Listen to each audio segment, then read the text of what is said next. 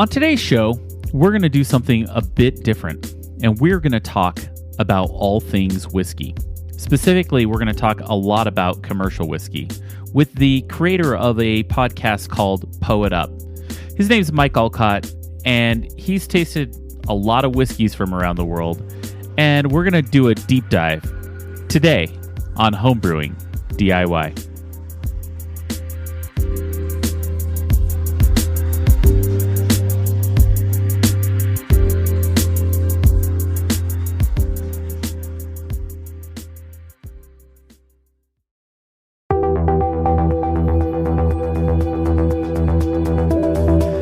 Building recipes and taking good notes are two of the key fundamentals of making great beer. This is one of the first things that you learn when becoming a new brewer. I started taking notes on a sheet from my extract kit and then quickly moved to brewing software. I've tried many different types of brewing software, and then I found Brewfather. This is the one piece of software that you need for recipes and very detailed brew day notes, as well as fermentation notes. Brewfather also integrates with some of the topics that we discuss on this show, like the till hydrometer, the ice spindle, and ferment track. You need no other piece of software than Brewfather. One of the best parts of Brewfather is that you can try it for free. All you need to do is head to our website, homebrewingdiy.beer, and click on the Brewfather banner to sign up for free today. Once again, that's homebrewingdiy.beer and sign up for Brewfather today.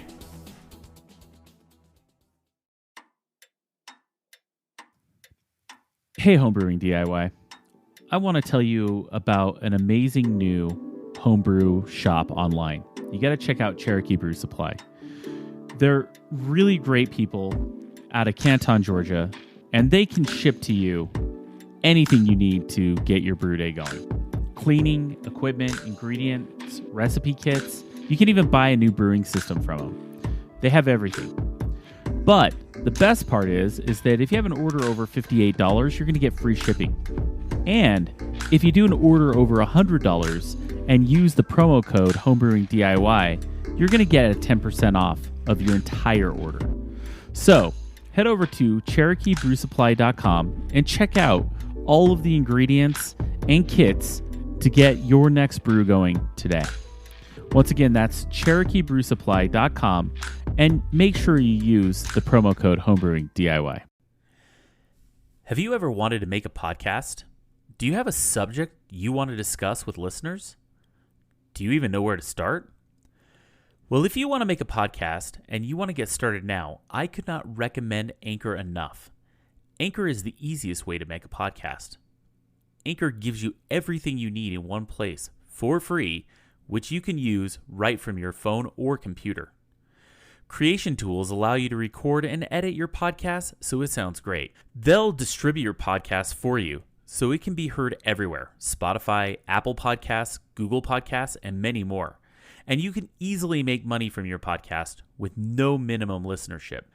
Hey, look, I shopped around for a place to post my podcast, and Anchor was the easiest, most streamlined experience you could ask for.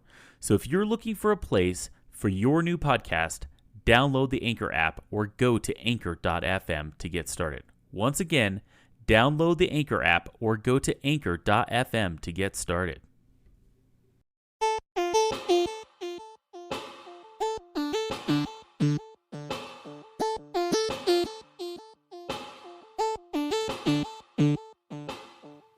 And welcome back to Homebrewing DIY, the podcast that takes on the do-it-yourself aspect of homebrewing. Gadgets, contraptions, and parts, this podcast covers it all. On today's show, we're going to talk about the wonderful world of whiskey with the creator and producer of the Poet Up podcast, Mike Outcalt. But first, I'd like to thank all of our patrons. It's with your support that we can keep this show coming to you week after week.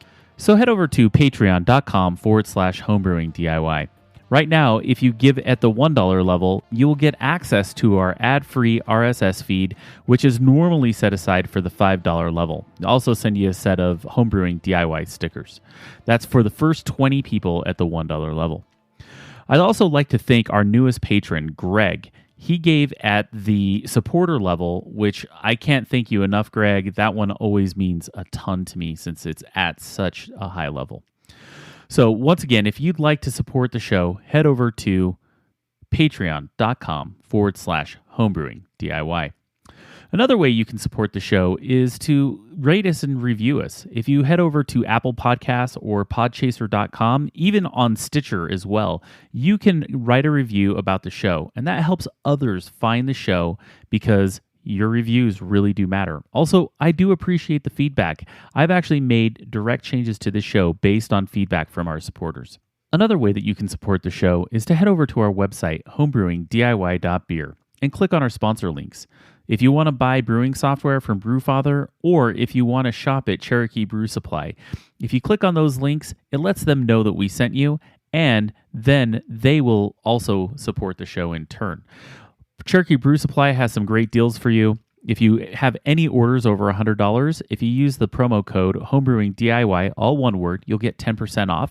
And if you have any orders over $58, you're going to get free shipping. So head over to CherokeeBrewSupply.com. Another announcement I have to make at the website is that if you head over to the support page on our website, you'll have all the different ways you can support the show. But we also have released our new t-shirt store. So it's powered by TeePublic, but if you go over and click on that link and buy any of those shirts, you're going to support the show as well. I'd also like to set out a reminder that on Thursday, the 30th of April at 7 p.m. Mountain Time, we are doing our Homebrewers discussion. We're going to have Ryan Packmeyer. He's been on a couple of our episodes. He's going to do a Q&A in our Discord server. To access that server, just head over to homebrewingdiy.beer and click on Join the Discussion. Once you get into the Discord server, if you go under the announcements section, you'll see the instructions on how to participate. I'm really excited about this one. Ryan's a great brewer and a great friend. And to be honest, you're going to get a lot of different questions answered when it comes to brewing big beers or brewing in barrels. So very excited about this Homebrewers Q&A. If you are planning on participating on May 2nd, 2020, that is actually this Saturday, it is the world's largest virtual big brew from the Homebrewers Association. Head over to homebrewersassociation.org to find out more information, but on Saturday, May 2nd, will be the virtual big brew. I have a bit of a story to tell when it comes to my brewing. I'm finally getting rid of my fermentation chamber. I have it on the side of my house. I need to actually figure out how I'm going to dispose of it. That's a whole nother project. But right now, I currently have a brand new chest freezer. Evan Sherlock, who's done a couple of shows, he does our Homebrew Hack Show with us in the month of December. He actually had an extra chest freezer that was given to him. His wife actually said he's not allowed to have another refrigerator. So boom, it's sitting on my back porch and getting ready to be converted into a new fermentation chamber. I'm very excited about it. One problem I had is that as I was swapping out all the electronics, I somehow broke my ferment track controller. So it's actually a good opportunity for me to start from scratch. So I am in the process of building a new one. I'm going to switch to the ESP8266 from the Arduino version, and I'm going to rewire the whole thing. And I even have one of the people that is in my Discord server, pretty sweet guy, he's going to 3D print me a brand new enclosure for it. So pretty excited about the new ferment track project. Well, enough about me. Let's jump into today's show where we're going to talk to Mike Outcalt about all of his adventures with drinking whiskey and how he found a cool new podcast called Po It Up.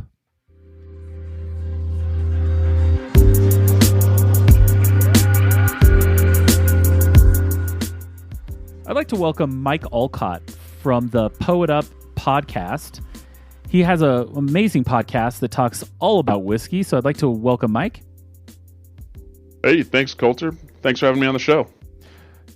Yeah, so let's just dive into the Po It Up podcast and start there.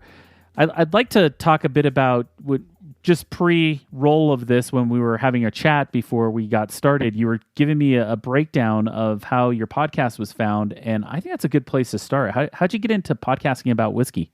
Sure. Perfect place to start. And my girlfriend started taking a look at my whiskey collection. She said, you know a lot about this. It sounds like you're speaking in tongues when you start chatting shop about whiskey. So y'all should start a podcast. And you love sitting around drinking, talking about whiskey with your friend Devin. You should bring him on. She said, you two should be the hosts. I'll be the producer. And I said, that is a fantastic idea. All we got to do is get Devin on board. So we went over to his house. We had this master plan just to get him drunk enough to agree to do a podcast with us. And we did like a 15-course whiskey pairing. We did Blanton's Gold from Japan. And then we had a Lafroig Cardias cask strength. And we compared 2 Buffalo Traces, the normal and the store pick. And every time we'd pour more whiskey, we'd say, "Poe it up." And we'd start laughing and we'd get drunker and drunker until the end of the night. We're just like, "Poe it up. Poe it up." And Devin was totally into doing the podcast. So that's what we agreed to name it right there and right then. So barriers to entry for our podcast were minimal. We got 2 microphones, a switch, and some free recording software, and we went to it. And you're on episode 9 or 10 now, right? We have grand plans for 10 as soon as the quarantine is over. During COVID, since we've been stuck at home, our producer, Rose, my girlfriend, has been jumping in and doing some bonus episodes with me. So that's been pretty fun, too. And episode 10 is going to be our under $10 bottles. So we've been blessed with an abundance of just phenomenally good whiskey. I mean, all the hard-to-get stuff, the rare stuff, the allocated bottles. We're going to just beat our palates up on this one, the under 10 category. Yeah. So let's talk a bit about tasting whiskey, or actually, let's just talk a general about whiskey culture right now. When I was a bartender for a long time, I would say I was a bartender all through the 2000s, from the late 90s through the 2000s. Vodka was the big drink. Martinis were the thing. Gin was the thing. And only in the last, I would say, 5 years to 7 years, whiskey has really taken off to become, it's really become a thing that is like the spirit of choice for at least America. What would you say is driving that? That's a great question. Maybe just a revitalization in great whiskeys. There's some fantastic offerings that have gone unchanged for a long time coming out of Kentucky. I think social media plays a big part in that too.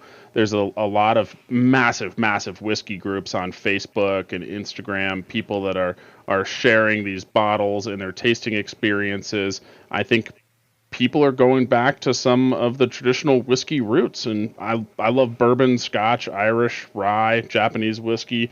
There's just a ton to explore there, and then there's a lot of hunting going on too for these allocated bottles. I know you used to say back in the day you could get Blanton's anywhere, but it's a real struggle to go pick up a bottle of Blanton's anywhere. You got to know somebody, you got to find it. The secondary price is getting crazy for it too because everybody's out to get those bottles. Yeah, and it seems like there's such demand, and whiskey takes so long to age that there's really a shortage just based on the process to make whiskey, right?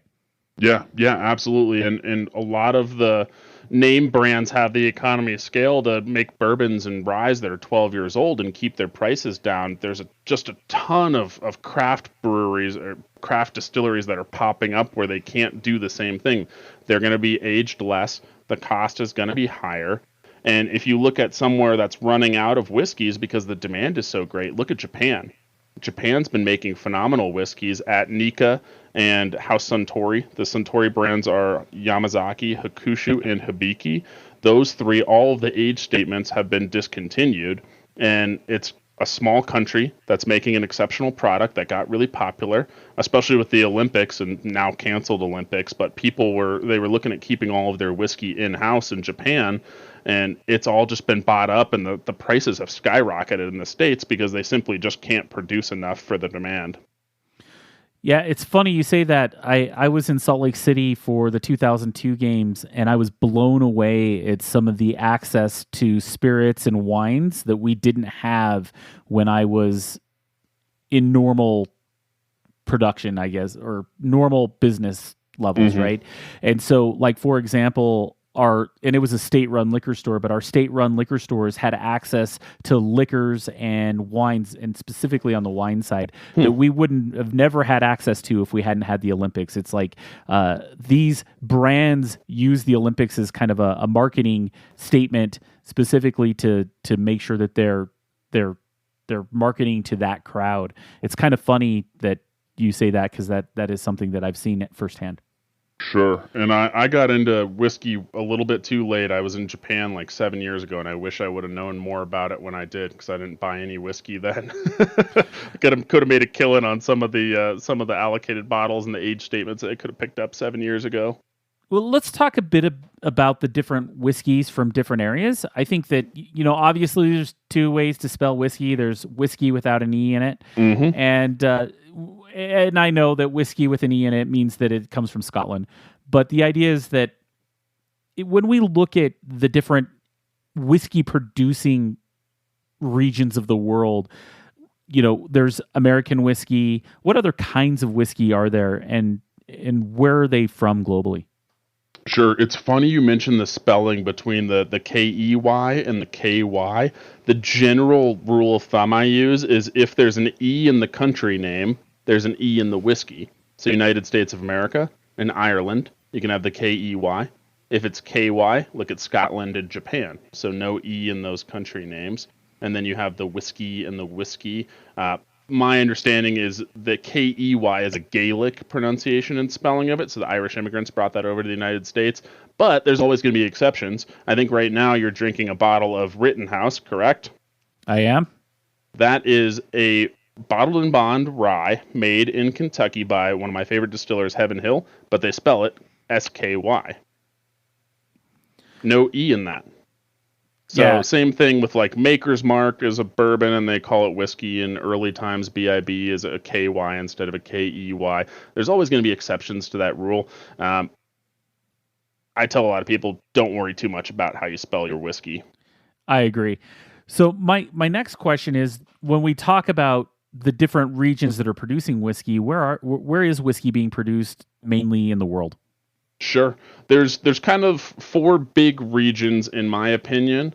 And that's going to be bourbon, which Kentucky is going to be the bourbon capital of the world. Bourbon is a federally regulated term in the United States, though. So you can make bourbon anywhere in the United States as long as it's bottled at least 80 proof. You age your whiskey for at least 2 years in an American oak barrel. And the mash bill, what it's made up of, is 51% corn. So a lot of bourbon coming out of Kentucky, a lot of rye coming out of Kentucky. And then the other three big players, Scotland. It's where they make Scotch. Ireland for Irish whiskey, and then Japan for Japanese whiskey. And those four areas make a phenomenal product, but we're also seeing a huge boom in craft distilling right now. I mean, look at Colorado. We have Laws, 291, Stranahan's, Mile High Spirits. There is, Peach Street, and it seems like every week there's a new craft distiller popping up. And a lot of times these people have the funding to start these distilleries and they can do something unique. I already mentioned they don't have the economies of scale as the big distillers do. So they have to do something unique to gain a competitive advantage. On Poet Up, we sat down with a distiller out of Pennsylvania, and they were called Liberty.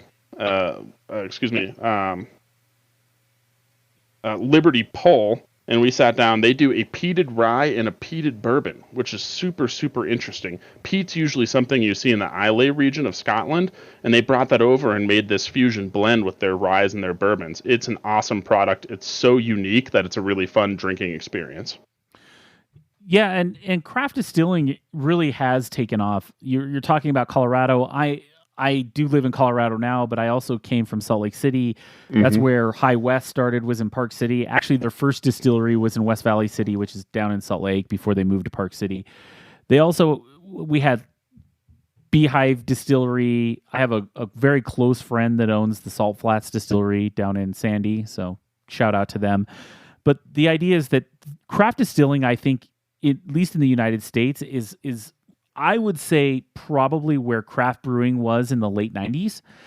It's something that is really starting to take off, and that micro distillery process is hitting where it's becoming a local product, but it hasn't really blown up at the scale of craft beer yet. Yeah. What would you when you talk about that craft process, what would you say is the big differentiator you would see between a craft distillery and maybe a macro distillery, and what are the difference in production that they might have? Sure. And when we sat down with Liberty Pole, I mean, they talk a lot about that. Number one, I said this gentleman has the patience of a saint because it takes a long time to make good whiskey. And we're looking at a minimum of 2 to 4 years if you want to make a good quality product. Buffalo Trace just had a $3 billion expansion to their distillery. So if you look at what Buffalo Trace and Sazerac is doing, they have massive, massive amounts of land and the economies of scale to produce at a really high level. Someone like Liberty Pole is running their operation out of a basement, and they have, a certain amount of barrels. They just upped their stash to larger barrels to produce more alcohol, but you still have that time that it takes to create a good quality product. And again, it comes down to who's been around for a long time. But these craft distilleries are doing some really interesting things. It's funny you mentioned High West. I've got a couple bottles here from them. I have their Boo Rye. It's a blend of 10-year at least old bourbons and rye. So they blend them together and call it the Boo Rye. They got a jackalope on the bottle there. Awesome, awesome whiskey. And then I have their American Prairie bourbon that's port cask finished. So it's at least 2 years in an oak barrel. And then they age it in an additional year and 5 months in a brandy cask. So you get a lot of dessert flavors, chocolatey, sweet, sugary. It's they're doing some really cool stuff, which gives them kind of that a good head-to-head advantage against some of the big distillers that are making a quality product while keeping the price down.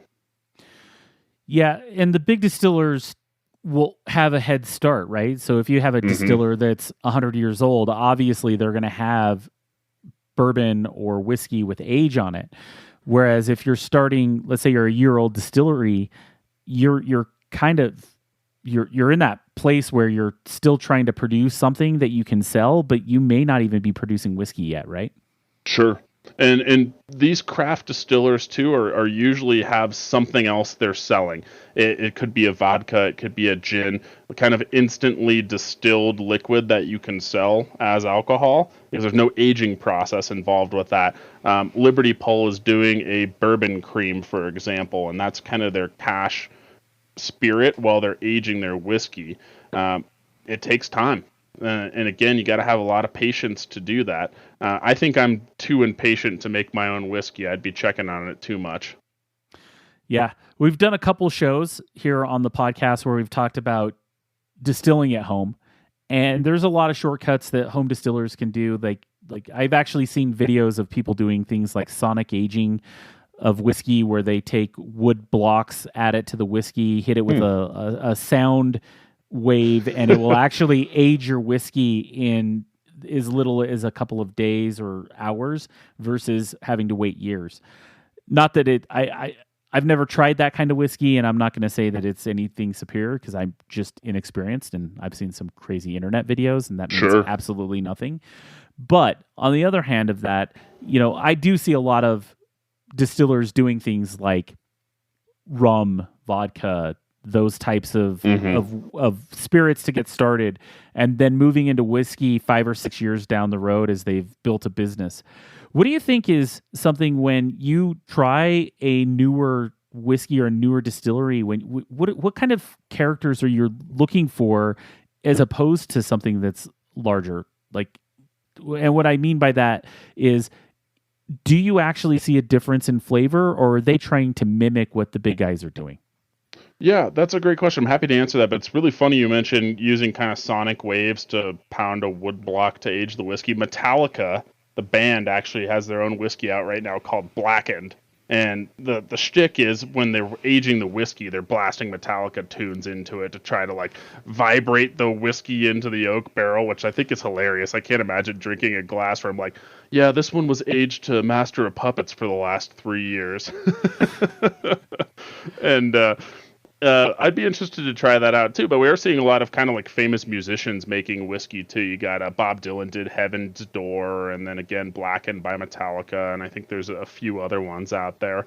When it comes to craft distilleries, I think sometimes they're trying to mimic the tastes of like the big guys, like a Buffalo Trace or a Heaven Hill. You know, some of those famous brands. Rittenhouse Rye is a great example. I like that one a lot. It's kind of that perfect rye. Buffalo Trace, Elijah Craig, some of those other brands are really great bourbons. And when I'm looking at a bourbon, I anytime I smell it, taste it, I get kind of a lot of vanilla, sugar, caramel, oak.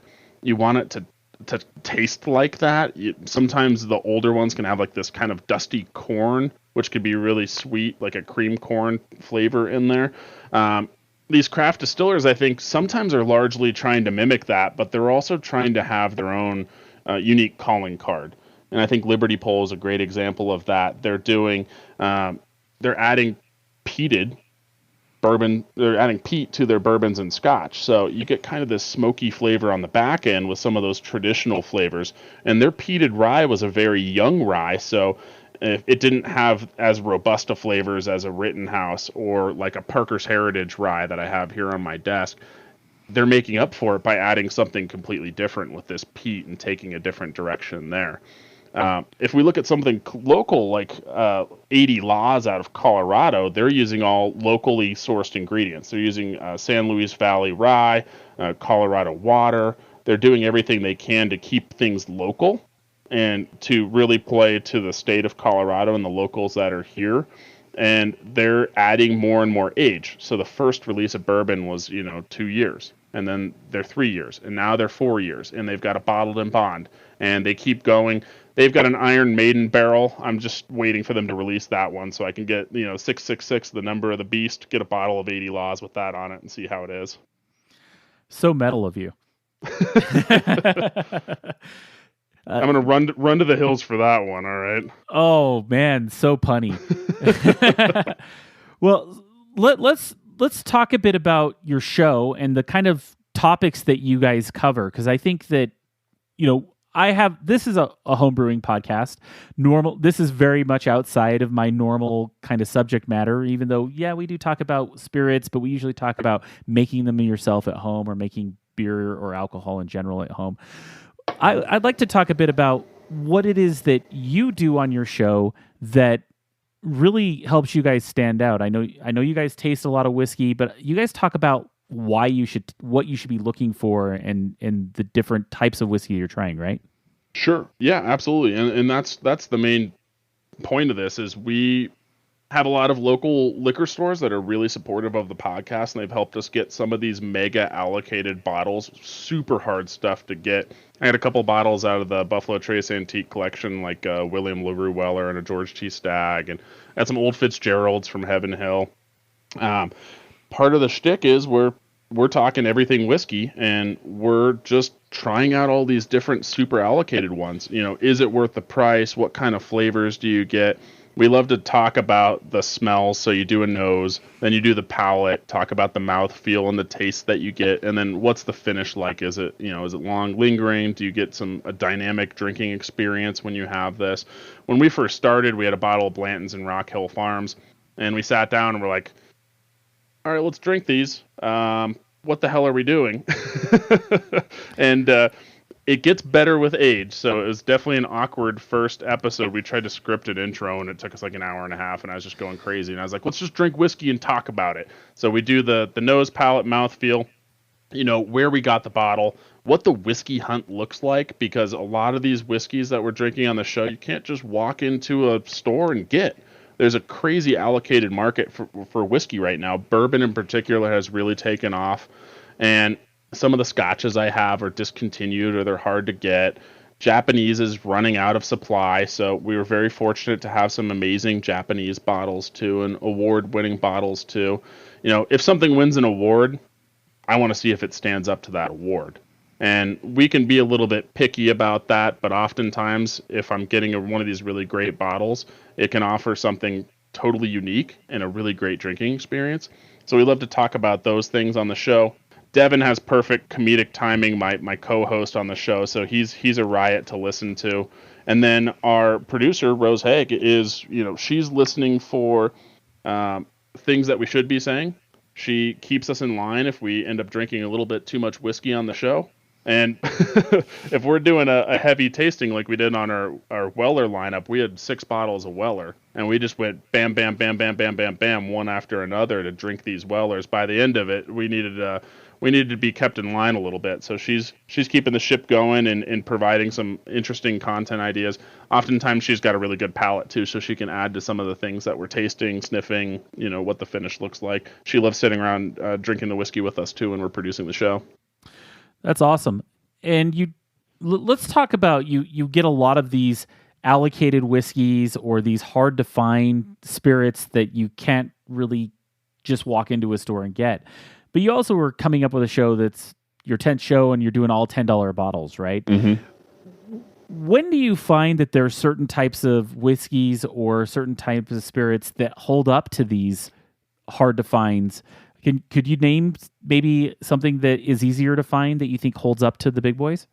Yeah, absolutely. We did a budget pick episode. I think it was 2 or 3. So, hey, if you only got a few bucks to spend on whiskey, you're not looking to do an extensive hunt, you don't want to network and spend a ton of money with a shop or build those relationships, what can you find? That's a good bargain. My favorite is just Evan Williams Bottled in Bond.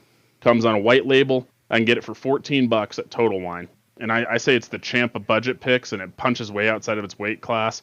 One night I got a little inebriated, and I kept saying that to my friend. So now if I see him, he's conditioned to say it punches way outside of its weight class. I'm like, hey, Evan, what do you think about Evan Williams Bottled in Bond? He goes, it's the champ. Punches way outside of its weight class. And Evan Williams Bottled in Bond is awesome. Regular Buffalo Trace is great. If you want something with a little less spice, something that's a lot smoother, I think Jameson is awesome. You can't go wrong with that. Jameson and ginger is a fantastic cocktail. Super easy to make. Can't screw it up. And then there's a lot of whiskeys that are kind of like bottom shelf whiskeys that make great mixers. And there's a lot of them that hold up on their own too. Rose and I played a game the other day on our podcast where we did mystery pours. And she nailed hers. I gave her the Lagavulin 11. That's the Nick Offerman edition. Ron Swanson, for all you Parks and Rec fans out there. And she gave me something that totally caught me off guard. I drank it. I said, it's so smooth. It's got awesome cinnamon, great flavors, nice finish, good oak, spice. I'm like, is this Buffalo Trace? She said, nope. I said, is this Elijah Craig? She said, nope. I said, is this Red Spot Irish? Because it's Marsala cask finish, so it maintains a lot of the bourbon flavors, even though it's a 15-year Irish whiskey. She said, nope. And she goes, it's the bottom of the bottom. And I was completely stumped. She said, Wild Turkey 101. And I go, oh man, I have been completely bamboozled. And it was great. I really liked it. So after I tried that, I threw my preconceptions aside of Wild Turkey and said, all right, maybe I need to revisit this line here. But High West is doing some really cool stuff, and I really like the whiskeys they have. That's what both of us are drinking right now. And as far as some craft whiskeys go, there's a bunch in Colorado that are doing some cool things. 291's offering an interesting lineup. 80 Laws is doing some great stuff. And I like Mile High Spirits. Their bourbon Fireside is like $22. You can find it everywhere. It doesn't have a whole lot of dynamic or crazy flavors, but it tastes a lot like just a traditional bourbon, which I like a lot. And then Mythology is a one out of Denver too. That's pretty good. Actually, the master distiller from Mythology came from High West in Utah. And when we talk about the different types of flavors you're looking for, what are the characters in whiskey that you're not going to find in things in other spirits, right? So and I know that, like, for example, bourbon tastes very different than a Scotch kind of whiskey, and an Irish whiskey is going to be very different. And so what would you say, at least from an American whiskey standpoint, what is the flavor profile you're trying to hit? Yeah, and before I answer that, I'm looking at my whiskey rack here. I just want to give a couple shout outs to some other findable brands I think are really great. Elijah Craig Bourbon is awesome. The father of bourbon. 1792 is a wheated bourbon from Buffalo Trace. Balvenie is one of my favorite scotches. They are doing such great stuff. Phenomenal whiskeys. The Jim Beam lineup's great too. Really like it. E.H. Taylor, Eagle Rare. I mean, I could just go on and on and on. For Irish, got to check out Redbreast. It's awesome. Made at Middleton Distillery. Love that stuff. When it comes to different flavors, I feel like oftentimes on the nose of the whiskey, you can identify kind of the region it comes from. Bourbon, again, is going to have that caramel, that oak, the vanilla, the spice. Scotch, Highland Scotch, is going to be really honeyed. And then the Islay Scotch is going to be usually pretty heavily peated. And then Japanese whiskey has the craziest noses out of all of them. Nika has 2 different whiskeys from 2 different distilleries, the Miyagikyo distillery and the Yoichi distillery. Those ones are unlike any other whiskeys that I've had, and they have crazy, crazy flavors. The Yoichi is banana and tobacco, which is such a weird thing to smell on a whiskey, and then to have it be kind of chewy and translate to the mouthfeel. The Miyagikyo is green apple, coconut, tobacco, which, if you think about whiskey, those are 3 flavors that I feel like just don't belong, but it works really well. It's a perfectly refined product. When it comes to bourbon, again, I kind of mentioned those quintessential bourbon aspects and smells that you're looking for, along with tastes. But you'll also get a lot of like toasted sugar. If you think about kind of like aged sweetness, that musty corn that I talked about. Here's a really pretentious bourbon term: stone fruit. So a lot of like plum or anything, anything that would have a pit. Yeah, and the funny thing is that with all of the crazy hops in beer, everything comes across as stone fruit right now. That's the hot word as well in beer. Yeah, stone fruit. It's such a weird thing. I've never like got back from a run and I'm like, I'm so hungry, I could just really use a big old helping of stone fruit. Yeah, but a peach or a pear, that's usually sure. Not a pear. I'm sorry, a peach or an apricot. That's usually what I think of with stone fruit. But yeah, I've run into like cherry, watermelon, orange peel. Citrus is a big one. Lemon peel. Those can be flavors that you're going to find in whiskey. And when I do whiskey tastings, I will like isolate myself in a room and I'll close my eyes and just think about the whiskey for like 30 minutes. And I'll just sit around and drink it and then try to write everything down. So I've been doing some reviews on Reddit, and then I try to identify some of those really cool and unique flavors when we're on the show too. If I were to want to really get into whiskey, let's say I wanted to really study the product and learn more about the flavors and how to properly taste it, what are some good resources out there other than your podcast to learn more? Yeah, I think go out and try things, right? Really step outside your comfort zone too. If you've only ever drank bourbon or rye, try some Scotch, try some Japanese. There's a lot of world whiskey coming out too. There's some famous whiskeys from France. There's some famous whiskeys from India. There's a company out of Taiwan called I'm drawing a blank on them right now, but there's some phenomenal whiskeys out there. So I think if you really wanted to jump back into it, try some things outside your comfort zone. That's a great way to do it. Otherwise, there's a ton of bourbon resources out there. World whiskey reviews too. Reddit is a great place as well. If you can follow r/bourbon or r/scotch, there's going to be some awesome reviews that you can see on there. People are coming up with some really unique flavors, and they're reviewing hard to get bottles. They're reviewing easy to get bottles. There's kind of a good mix of everything. If you just simply use Google and Google some of the whiskey that you're interested in, I guarantee you come up with reviews and resources to learn more about them from the actual distillers and then from the community as well. I know that you've traveled to taste a lot of whiskeys. I know that in just our conversations, I know you've gone to like the National Whiskey Conference and things like that. When you travel to try all these different types of spirits, what are those kind of trips like? Yeah, I went to Whiskey Fest 2 years in a row. So 2017 was in San Fran, and then 2018 was in New York City. And great reminder to drink responsibly. Whiskey Fest has 86 distillers and 475 whiskeys, and you can't possibly drink all of them. Except in New York City, I tried my damnedest to get as much as I could with an 8 a.m. flight the next day, which is just an absolute recipe for disaster. Why would you do that to yourself? It was the cheapest way and the dumbest decision I've made to date. I had borderline alcohol poisoning because I was just drinking so much whiskey. Long story about how I threw up on the highway in New York and left a big fat tip for my Uber driver. The trip is awesome though, and if you really want to get into whiskey, that's a great way to do it. I think back in 2017, I had an idea of what I liked for whiskey, but man, that opened my eyes to so many different flavors and companies. There's just too much to do and too much to see, but you can go try everything for kind of a set price, and I think that's a really great way to do it. And with VIP tickets to Whiskey Fest, everybody's bringing out the top of the top to, compete for Whiskey of the Year, and all the big hitters are there. There's also a lot of small companies that you probably haven't heard of that are making phenomenal products. So that's a great way to just try new things. And you can also meet a lot of people there too that are also interested in whiskey. I think Devin and I camped out for some whiskey last year in some allocated lines and went to events. It was a great way to just chat whiskey and chat shop with people that were looking to do the same thing and that were passionate about the spirits. I want to dive into the Japanese styles, and the reason I want to dive into them is that I'm in agreement with you that the Japanese stuff out there right now is so unique to anything else that is in the whiskey world.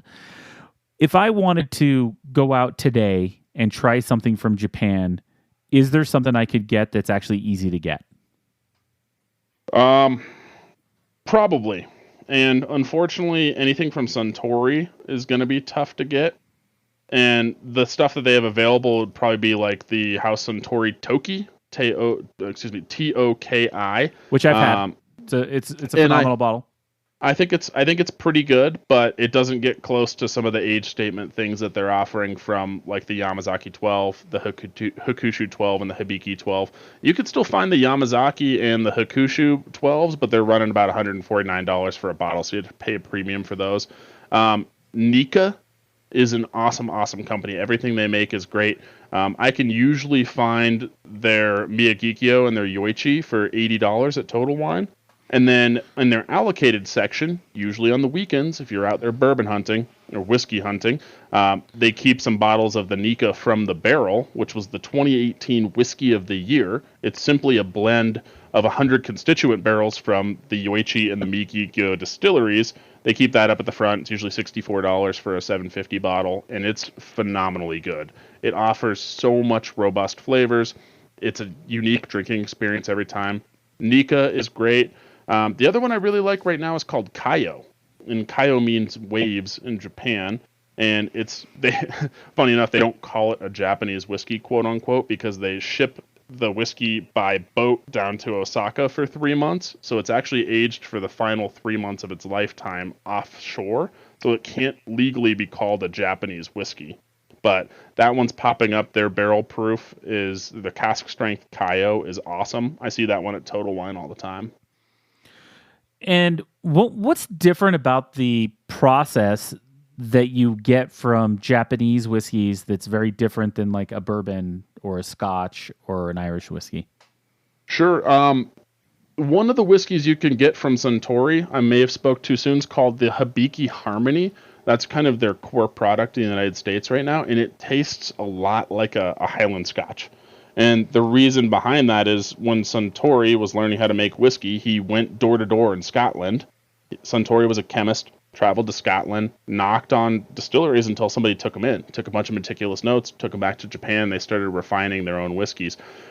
Japanese whiskey can be very similar at times to Scotch, and particularly Highland Scotch, but they also use Japanese peat too. So sometimes there's some smokiness on the back end and some tobacco flavors. I think, like other fine Japanese products, they take something that's been around and make it their own and make refinements to it. And they've come out with some exceptional things. How they get the crazy flavors in their whiskey, that I'm not sure, but I hope they keep doing it and experimenting with some of those really unique things. Yeah. If I were to want to find your show, what podcast platforms are you guys on? We are on Spotify, iTunes, and iHeartRadio. It's just on Poet Up. Okay. And do you guys have Facebook, all that stuff? Oh, yeah. Facebook and Instagram. I like to whip out my Nikon and take really nice photos of whiskey bottles and make sure the content is great. I put some slow-mo videos up for my birthday celebration this month. That is at Poet Up Official, POITUP Official. Okay. And I first of all want to, Mike, thank you so much for coming on the show. This was a great conversation in learning about how to taste whiskey and all of the things in the world of distilling that's going on right now, specifically around whiskey. And, if you're looking for a new show to check out, please check out the Poet Up podcast. And like you said, it's on Apple, Stitcher, and iHeartRadio. Yeah, and as well as Spotify, iTunes, and iHeartRadio. You got it. Yep. I'll put a link to his iTunes link and his Spotify link. So if you want to check it out, you can. And Mike, thank you for being on the show. I'm really excited to share what you've been doing with my audience. Hey, Coulter, I definitely appreciate it. It's always a pleasure to talk about what we do and share a good dram of whiskey with you.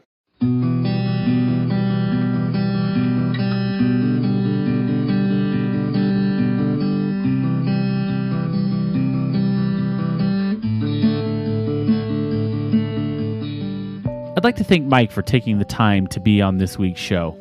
It was great to have a good conversation with him about all of the different types of whiskey in the world and some of the things that's involved with having to pursue them. If you'd like more information about Mike and his podcast, head to our show notes at homebrewingdiy.beer or just look at the bottom of your podcast app and you should see him there. Well, that's it for this week, and we'll see you next week on Homebrewing DIY.